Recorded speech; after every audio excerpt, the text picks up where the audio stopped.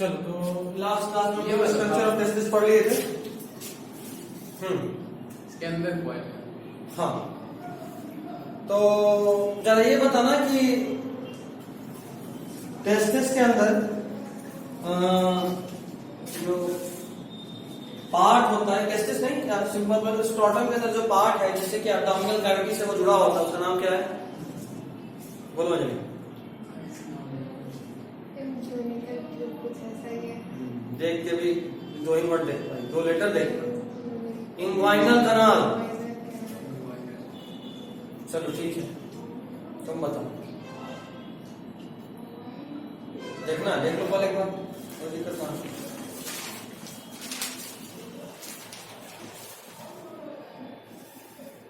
चलो अभी शुरू से क्वेश्चन।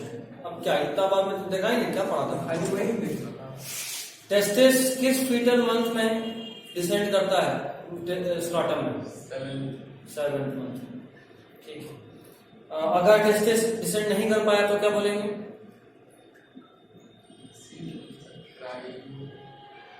क्रिप्टोऑर्किडिज्म। थोड़ा सा पढ़ो, थोड़ा सा पढ़ो। अब अगला दिन से नहीं बताओगे तो खराब रहेगा, याद रखना। नाम नहीं मुंह पे चढ़ता है। याद रखना होगा ना, ऐसे कैसे चलेगा? हम डिटेल में पढ़ा रहे हैं तो घंटी मारो तो नहीं चलेगा। जितना आप लिखा है सब याद करना है। हाँ, ये तो अभी शॉर्ट्स अभी तो स्टार्ट ही नहीं किए हैं हम चैप्टर, अभी तो चैप्टर स्टार्ट होगा। कितने हैं इसमें? प्रीवियस ईयर देखो, देखो कितना क्वेश्चन आता है इससे। 7 क्वेश्चन का एरिया, इसको मजाक में लो, तुमको मजाक बना कर रख देगा नेट में। 7-8 क्वेश्चन, 7 में कम ही बोल रहे, 7 से 8 बहुत क्वेश्चन आता है। ऑप्शन रहता है तो थोड़ा कंफ्यूजन तो हो जाता है। ऑप्शन ज्यादा कंफ्यूज करता है। 3 टेस्ट लेके दिखा चुके हैं मैसेज। ये सब डायग्राम तो बोर्ड में नहीं आएगा। नहीं, बोर्ड में वही आएगा एनसीईआरटी में। जैसे ये नाम है, लेकिन उस डायग्राम से जो हम structure of sperm in testis बताया, पता है ना? Structure of sperm, pathway of sperm, ये नीट में हर अल्टरनेट ईयर पे आता है। पता जिस साल हमको सर पढ़ाया था 2017 में, बोले थे हर साल आता है। 2016 में पढ़ा था, 17 में तो 12 पास कर लिया, 16 में उसी साल नीट में क्वेश्चन डायरेक्ट किया हूबहू। आपसे नहीं, 2016 में पूछा जब हम पढ़ रहे थे, जैसे अभी तुमको पढ़ाए, इस साल जो नीट होगा उसी में आ गया। ऐसा ही इंपॉर्टेंट क्वेश्चन। उसके 1 साल के बाद फिर आया, ये रिपीट कर 17 में नहीं 18 में फिर आया। आपको देना था तो नहीं आया। हम 18 में दिए थे अभी तक दे रहे हैं। और बहुत अच्छा, मतलब हर साल आ रहा है अल्टरनेटली। कैसे देता है? अब सीधा लेगा pathway of sperm and testis और ऑप्शन देगा, पॉलीपिड डाइजेस्टा, पॉलीडेट टेस्टिस्टा। एक बार इसको शॉर्ट फॉर्म में लिखवा दीजिएगा ना। लिखवाने का कोई जरूरत नहीं, डायग्राम से करो। डायग्राम इज कंप्लीट, हमेशा याद रखना। डायग्राम से याद करना शॉर्ट होता है हमेशा। वगैरह तो नहीं अरे वो आएगा। ऐसे हाइड्रोसील पूछ सकता है, हाइड्रोसील होता है कहाँ? तो भाई हाइड्रोसील टेस्टिस के ऊपर एक कवरिंग होता है, उसमें फ्लूइड है जिसको हाइड्रोसील बोलते हैं। कहाँ, किसके बीच में? तो सैक वैक नहीं पूछेगा, ये सब नहीं पूछेगा। और इसका फंक्शन सॉफ्ट एब्जॉर्बर की तरह काम करता है। जहां कहीं भी ऑर्गन के पहले फ्लूइड है उसकी कवरिंग में, वो सॉफ्ट एब्जॉर्बर की तरह काम करता है, चाहे वो हार्ट में हो, चाहे वो लंग्स में हो, या कहीं भी हो। ठीक है, चलिए अगला पॉइंट लिखिएगा। ट्यूबली रेक्टी, डायग्राम में फील करना। Tubuli recti, rete testis, seminiferous tubule में देखो स्ट्रेट पार्ट को बोले थे ट्यूबली recti.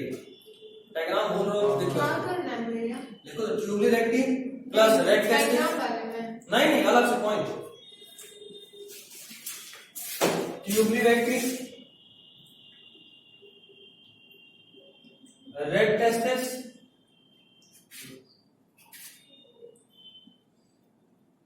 इपिडिडाइम, sorry vasa efferentia, vasa efferentia. ये क्या लिखा है? एक तो पहले नहीं, vasa efferentia is combinedly known as intratesticular duct system, is commonly called intratesticular duct system. Tubuli recti, red testis and vasa efferentia is commonly called intratesticular duct system.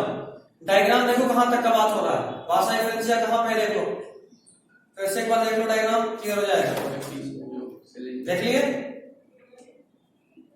वासा एफरेंसिया देखे, उसके पहले ट्यूबली रेक्टी देखो और उसके बाद रेड टेस्टिस भी देख लो। देखो कहां से कहां तक को बोले हैं इंट्रा टेस्टिकुलर डक्ट सिस्टम। वैसा स्पर्म पाथवे का वो पार्ट जो टेस्टिस के अंदर है, बताए थे इंट्रा मतलब उसी के अंदर और इंटर मतलब दो के बीच में, याद आ रहा है? बताए थे इंटरनेशनल और इंटरनेशनल मैच का एग्जांपल दिए थे। हाँ ठीक है। अगला पॉइंट वासा इफरेंशिया। देखो वासा इफरेंशिया फिर से रिपीट किए हैं, एक बार यहां वासा इफरेंशिया आया, फिर से अगला पॉइंट है फिर से वासा इफरेंशिया, इपिडिडाइमिस और vas deferens. Vasa efferentia, epididymis and vas deferens. Vasa differentia, epididymis and vas difference are commonly called as extra testicular duct system. Extra testicular duct system. Tubularity red testis and vasa differentia are commonly called intra testicular duct system. और vasa differentia फिर से repeat, vasa differentia उसके बाद इपिडिडाइमिस और उसके बाद vas deferens, इन सबको क्या बोलते हैं? Extra testicular duct system, testis के बाहर वाला डक्ट सिस्टम। कोई दिक्कत? बोलो, कोई दिक्कत नहीं? Next point, testis plus epididymis is known as testicle. Testis plus epididymis इसको क्या बोलते हैं? टेस्टिकल। क्या बोलते हैं? टेस्टिकल।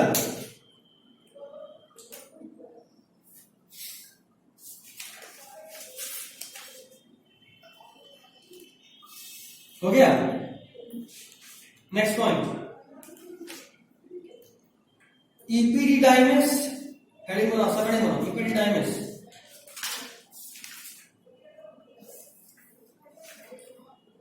इपिडिडाइमिस और लिखो, here decapacitation of sperm occurs. Here decapacitation of sperm occurs. Decapacitation of sperm occurs. Decapacitation का मतलब क्या होता है कि स्पर्म का फ्यूजिंग कैपेबिलिटी एक के साथ खत्म कर दिया जाता है। स्पर्म का फ्यूजिंग कैपेबिलिटी एक के साथ खत्म कर दिया जाता है। कहां पे? इपिडिडाइमिस में। पता है टेस्टिस से जो स्पर्म बना वो इपिडिडाइमिस में जाएगा, कुछ समय के लिए हम कई बार स्टोर भी होता है कहीं की जगह पे, और वहां पे उसका डीकैपेसिटेशन हो जाता है, मतलब अब वो स्पर्म फ्यूजन के लायक नहीं रहता। समझे बात? क्यों? ताकि वो किसी और के साथ फ्यूज ना करे, किसी और सेल के साथ, इसलिए उसका फ्यूजिंग कैपेसिटी खत्म कर दिया जाता है। अब जब ये स्पर्म फीमेल जेनिटल ट्रैक्ट में पहुंचता है ना, तो वहां पे भी कुछ फ्लूइड्स होता है, कुछ हार्मोन्स होता है, हार्मोन्स में फ्लूइड्स ही बोलेंगे। सेक्सुअल एक्साइटेशन के टाइम पे फीमेल के वेजाइना में भी बहुत सारे बोलते हैं फ्लूइड्स रिलीज होते हैं। उन फ्लूइड्स के इन्फ्लुएंस में इस स्पर्म का वापस से रीकैपेसिटेशन होता है। कहां पे होता है रीकैपेसिटेशन? फीमेल जेनिटल ट्रैक्ट में, डिटेल में बताऊंगा जब फीमेल में आऊंगा तो, ठीक है? वहां पे रीकैपेसिटेशन होता है और तब जाके वो स्पर्म फिर इस काबिल बनता है कि एक को पेनिट्रेट करे और फ्यूज कर सके। कोई दिक्कत अभी तक? पहले बोल दिया कर यार, फिर से पूरा कहानी खत्म हो गया। कहां पे बोल? मतलब डीकैपेसिटेशन का मतलब से, डीकैपेसिटेशन मतलब कि स्पर्म का एक के साथ फ्यूजन कैपेबिलिटी को खत्म कर देना। डीकैपेसिटेशन का मतलब स्पर्म का एक के साथ फ्यूजन कैपेबिलिटी को खत्म कर देना। ये कहां होता है? इपिडिडाइमिस में होता है। ये इपिडिडाइमिस कहां है? मेल रिप्रोडक्टिव ट्रैक्ट में। स्पर्म बना टेस्टिस में, वहां से निकल के आया एपिडिडाइमिस में, वहां पे ही इसको डीकैपेसिटेशन करा दिया गया। अब ये बेकार हो गया, ठीक? अभी बाद में क्या होगा कि जैसे ही ये स्पर्म अगर सेक्सुअल एक्साइटेशन में फीमेल जेनिटल ट्रैक्ट में जा गया या रिलीज हुआ, कैसे होता है? क्या कैसे होता है? डीकैपेसिटेशन। डीकैपेसिटेशन क्यों किया जाता है? अभी तो पता है, ताकि किसी और सेल के साथ फ्यूज ना कर पाए। बॉडी में और भी तो बहुत सारे सेल है। स्पर्म के हेड में केमिकल होता है स्पर्मलाइसिन, वो किसी भी सेल को, उसके सेल वॉल को हटा सकता है, उसके अंदर घुस सकता है। इसलिए उसको डिकैपिसुलेशन कराते हैं। अच्छा, तो फीमेल यूरिनरी ट्रैक्ट में जाता है तो वहाँ किसी के साथ फ्यूज नहीं हो जाता है किसी और सेल के साथ, फिर तो उसका decapsulation- वहां पे फीमेल जेनिटल ट्रैक्ट तैयार होता है स्पर्म को मारने के लिए। मिलियंस ऑफ स्पर्म में से, बिलियंस ऑफ स्पर्म में से सिर्फ 50 से 60 स्पर्म ही एक तक पहुंच पाता है। सोचो कितने बुरी तरीके से मारता है। जितना भी स्पर्म जो थोड़ा सा भी वीक रहा होगा वहीं पे खत्म हो गया। पहला नेचुरल सिलेक्शन वहीं पे होता है, जो भी वीक स्पर्म है वो वहीं खत्म। सोचो ना कितने बिलियन में से 50-60 पहुंचता है, और उन 50-60 में से 20-30 ऐसा होता है जिसके पास वो औकात हो कि उसके वहां पहुंचने के बाद फ्यूज कर ले। 10-20 तो पहुंच गया, फिर भी एकदम मरने हालत में कुछ कर नहीं सकता, ऐसा होता है। और उसमें भी 20-30 में से भी जो सबसे पहले पहुंचा फिट सब था, लेकिन जो सबसे पहले एक तक पहुंचा वही फ्यूज करता है, और उसके बाद वो पूरा एक के मेम्ब्रेन को ही चेंज कर देता है कि कोई और स्पर्म घुस ही ना पाए। दो तरीके से ब्लॉक करता है। पहला स्पर्म जैसे इंटर किया एग में, एक होता है fast block to check polyspermy, रोक देगा, और उसके 2-3 मिनट 5 मिनट के बाद फिर होता है slow block to check polyspermy. कोई दूसरा स्पर्म घुस ही नहीं सकता है। ये हम पढ़ाएंगे डिटेल में, फास्ट ब्लॉक स्लो ब्लॉक क्या होता है, फर्टिलाइजेशन पढ़ाएंगे। बहुत पढ़ना, अभी बोले तो थे स्टार्टिंग में, बोले थे सुनने में बड़ा मजा आता है, यहाँ पढ़े के बाद रोना आता है 12th में। तो डीकैपिसुलेशन कहां हुआ? ईपीरिडाइमिस में। ऐसे अभी थोड़ा लग रहा है कि हम कुछ पढ़ रहे हैं बायोलॉजी। 11th क्लास से कभी फील नहीं आता कुछ पढ़ रहे हैं, है ना? कुछ भी बोर्ड पर ही पढ़ा, सब बस होता चला गया। डाइजेशन, एक्सक्रीशन, ब्रेन सब तो पढ़ा हुआ था कॉलेज में, कहीं ना कहीं सुने थे। रिप्रोडक्शन भी सुना हुआ था, लेकिन अभी केवल नया नहीं मिल रहा है। सुना हुआ तो कुछ मिला ही नहीं। चलो एक डायग्राम ड्रॉ करते हैं, उसके बाद फिर वीडियो ऑन करेंगे। चलो इसको समझ लो। तो पीछे भी टाइम एक्सपेंड होगा क्या? पीछे भी टाइम 5 मिनट से ज्यादा भी होगा। हाँ बिल्कुल, 3:30 जाएगा, 5:30 जाएगा। अरे तो आप डायरेक्ट सबको बोलिए बढ़ा देना, उन्हें बात वो डिटेल्स करेंगे, देखो ना ऑफलाइन खोले ना लोगों को। 4 से 6 तो अभी करें। 5 से लेट मत, 4 से 6 नहीं करेंगे। हाँ 6 बजे से मेरा क्लास है वहाँ पे। 6 से नहीं करेंगे, 6 तक नहीं जाएगा। 6 से क्या 5 बजे आपको छोड़ना पड़ेगा। 5:30 बजे। 5:30 जाइए ये तो फिर संडे मंडे खींचेंगे। संडे मंडे वैसे भी खींचना ही पड़ेगा। खैर इसको पहले समझ लो। इसको पहले समझ लो। मेरा 2 क्लास लगा। देखो ये टेस्टिस का क्रॉस सेक्शन है, सेमिफेरस ट्यूब्यूल ये सब है। जैसा यहाँ दिख रहा है वैसा इन सब में भी होगा, ठीक है? देखो उसमें एक सेल दिख रहा है, कौन सा सेल? Sertoli cell. देखो यही है वो सर्टोली सेल। और देखो स्पर्म कैसे उससे अटैच्ड है, और स्पर्म न्यूट्रिशन ले रहा होता है। स्पर्म सेल, हाँ ये स्पर्म सेल को ये बनाता है स्पर्मेटोगोनियम। ये प्रिमिटिव स्पर्म सेल है जो थोड़ा डेवलप करने के बाद फिर इससे अटैच हो जाता है। इससे ऐसे अटैच हो, देखो हेड रीजन से अटैच है, और उसके बाद न्यूट्रिशन ले रहा होता है। तो यानी एक उस साइड में अरे बहुत सारा होता है, हम 4 दिखाए हैं, ठीक है? ठीक है, अच्छा अभी ये बना। उसके बाद फिर ये जो लेडिक सेल दिख रहा है, ये टेस्टोस्टेरोन इस तरह का हार्मोन रिलीज कर रहा होता है। इन सब के बारे में पढ़ेंगे। डायग्राम समझ गए ना? डायग्राम समझे कैसे स्पर्मेटोगोनिया से सेल निकला, सेल निकलने के बाद सर्टोली सेल में जाकर उसका हेड अटैच होता है, और फिर स्पर्म मैच्योर होता है। नीचे वाला लेडिक सेल और इंटरस्टिशियल सेल, इसका ये टेस्टोस्टेरोन रिलीज कर रहा होता है। इन लोगों का हेडिंग बनाएंगे। चलो इतना लिखिए। अगला हेडिंग बनाओ, सब हेडिंग सर्टोली सेल। ये हमें लिखाएगा। अरे यार सर्टोली सेल, इसका 2 और नाम है, सस्टेंटाकुलर सेल या नर्व सेल। तो बाकी छोड़ो, तुम नर्व सेल याद रखना। इसके बाद लिखना था, ईपीरिडाइमिस के बाद नहीं, डायग्राम के बाद। नर्स। हाँ, सर्टोली सेल का एक और नाम नर्व सेल। नर्व सेल भैया मेरा सर फट रहा है। 2 लाइन लिखो, आगे छोड़ेंगे। देखो inside seminiferous tubule,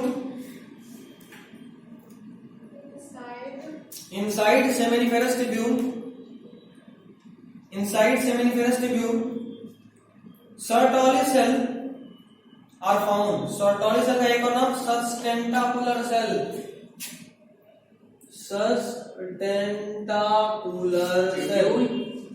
inside seminiferous tubule, Sertoli cell or sustentacular cells are found. हाँ, Sertoli cell और sustentacular cells are found. यहाँ पर सर्टोली और नर्व सेल में लिखा। रुक जा ना, लिखा है देख, sustentacular cells are found. और अभी रुक जाओ, नर्स मत लिखना। Sertoli cell और sustentacular cells are found for nourishment of developing sperm. for nourishment of developing sperm. For nourishment of developing sperm. Hence they are also called as nurse cell. Hence they are also called as For developing sperm.